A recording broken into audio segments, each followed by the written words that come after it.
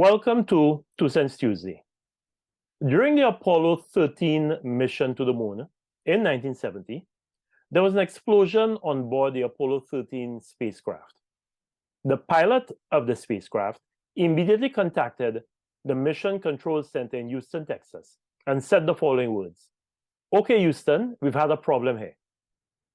These words have since been paraphrased to "Houston, we have a problem," to describe any unexpected but very serious problem, but in a tone that does not quite convey the true gravity, the true seriousness of the problem. It is a sort of ironic way of understating a very serious, if not life-threatening situation. I think it is safe to adopt this phrase to convey how the majority of St. Lucians feel about our crime problem in our country. So I will say it. St. Lucia, we have a problem.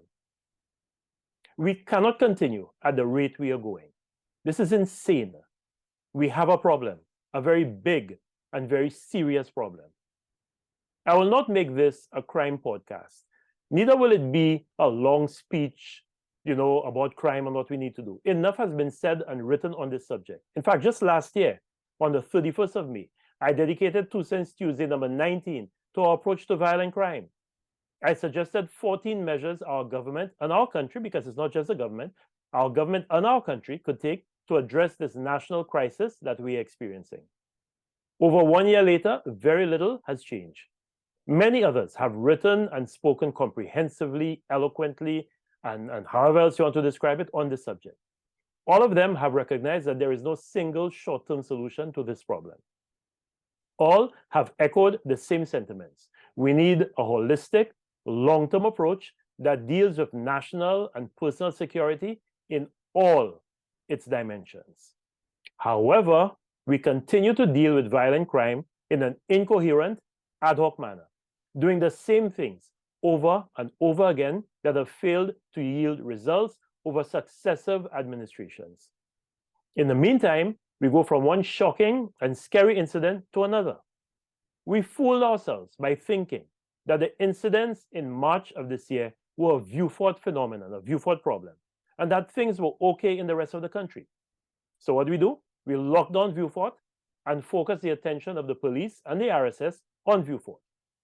Fortunately, civil society sprang into action, and groups like Safe Spaces, Ubuntu, and Citizens for Peace and Prosperity, among others, stepped in and complemented the work that our security personnel were doing, with some very constructive and useful mediation, listening to all sides, and peace building. As a result, peace returned to Vieux Fort. But what about the rest of the island? Did the authorities feel that things were okay in the other communities? Did we think that the conditions and circumstances that had caused Vieux Fort to erupt, to flare up in March, did not exist elsewhere on this island? Did we really think that it was only Vieux Fort that had a problem? Did we forget that not too long ago, before Vieux Fort, we were saying that Marsha was the problem? Then Wilton's Yard was the problem? Then Grass Street became the problem? Then Marigot and Jackmel were the problem?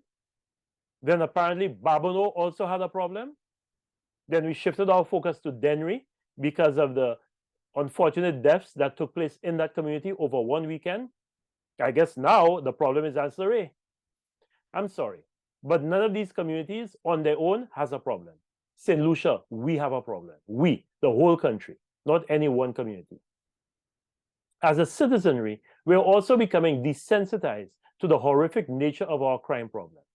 And that is probably because these incidents are coming at us with such ferocity and rapidity that our outrage over one killing never really gets a chance to set in. We just move on to the other one. When you read online news sources publishing articles that provide details of what you should do in the event you find yourself in a drive-by shooting in St. Lucia, you know that you're living in St. Lucia's own messed up version of the Twilight Zone. Something about that not right. Ladies and gentlemen, we clearly need a complete reset, a recalibration. And please, do not give me the lame excuse that this is a Caribbean, if not a global problem. There's nothing we can do. We're not immune. I'm sorry.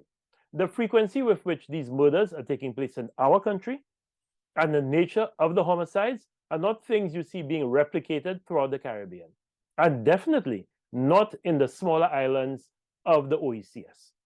St. Lucia is an outlier, and a very bad one at that. But even if this were a Caribbean-wide problem, let's say this was what we're seeing in St. Lucia was happening everywhere else, would it be okay for us to resign ourselves to this being our fate? I'm a firm believer that strong visionary leadership that is transparent, unifying, honest, and people-centered, and which enlists the support of the citizens in a shared mission to create a country that is more equitable, compassionate, and progressive, can help to turn around even the most hopeless-looking situations. Last year, I had the good fortune of traveling to Rwanda to take part in a Commonwealth meeting, and I saw firsthand how President Paul Kagame had taken a country that had gone through the worst genocide in recent times, where almost 1 million people were murdered in the most gruesome fashion in 100 days. 1 million people in 100 days murdered. And in less than 30 years, Kagame had converted that country, Rwanda, to one of the most peaceful, cleanest, and progressive countries in Africa. Our leaders need to lead. They cannot allow conditions to continue to worsen in our country. I said before, and I will repeat, we cannot play a numbers game where homicides are concerned. There is no acceptable number for homicides in a year. Every homicide is one homicide too many. Our goal must be to stop this scourge, not to reduce it to some acceptable number. This is also not a partisan issue. Everyone is being affected, and both parties, red and yellow, have shown an inability to address the problem adequately. Therefore, the solution must include inputs, actions, and positive responses from everyone, regardless of who you support, who you are, what you do. I learned during undergraduate physics that the second law of thermodynamics dictates that all things move naturally and spontaneously towards a state of greater entropy or disorder or chaos. That's a law of nature. The same holds for society. People will naturally do what brings them pleasure or satisfaction, and sometimes this can run contrary to the orderly functioning of the society in which they live, and it can create chaos and disorder. Disorder in a society can manifest itself in several ways, such as corruption, social unrest, crime, and lawlessness, like throwing a missile at someone on a stage because we are not happy with a result. That's lawlessness. Societies need order to function properly and effectively. We must learn to live in harmony with each other. We have to drastically reduce the disorder in our society. But this requires firm and enlightened leadership, commitment, consistency, and impartiality of actions, and a concerted effort from all of us. If we do not deal with this problem urgently and comprehensively, our society will continue to move relentlessly and scarily in one very bad direction.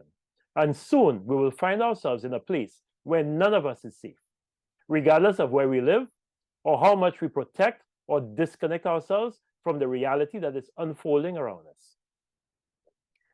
Thank you for viewing another 2 Cents Tuesday. Have a safe week and see you next week. Goodbye.